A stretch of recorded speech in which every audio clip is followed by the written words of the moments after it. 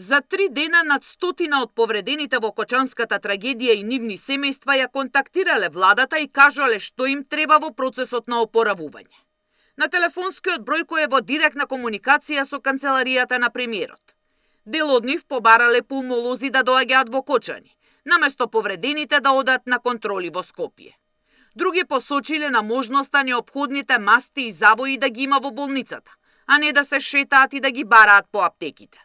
Кога ги примаме ние таквите, да речеме, предлози кои што ги имаат пациентите, веднаш ги проследуваме до здравствените власти за тие да најдат механизам дали е возможно да се пренесат и опремата, но и пулмолозите да бидат достапни во Качанската болница за да го скратиме тој временски период. Најголем број од оние предлози и барања кои што ги добиваме се однесуваат на дополнителна здравствена грижа која што или во моментот им е потребна или ќе им биде потребна можеби во следниот период. Од утре почнува и реконструкцијата во Кочанската болница која ќе стартува со оделението за физикална терапија, а лекарски тимови ги прават и последните подготовки за одењето на Пониква.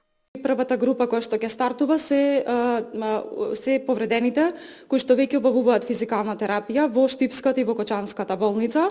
Исто така ќе имаме и пациенти кои што имале само изолирана инхалаторна повреда, нема да изоставиме никој, значи ќе бидат комуницирани сите пациенти, ќе им биде понудено на сите, значи и ќе ги добиеме значи нивните желби и можности за како би сакале да се одвива физикалната терапија.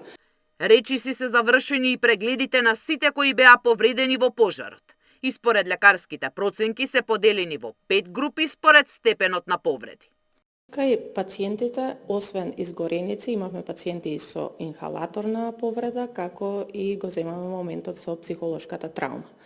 Пациентите според класификацијата и групите, тие пациенти што се во 4-та и во 5-та група, очекуваме дека дефинитивно ќе им биде потребно продолжено лекување, а кај дел од нив и оперативен хируршки третман. Особено се однесува на пациентите што се во 5-та група. Во моментот на физикална терапија во Кочанската болница одат 45 од повредените. 3 месеци по трагедијата, 5 пациенти се уште се на лекување во странство. Сања Димитровска, Сител телевизија.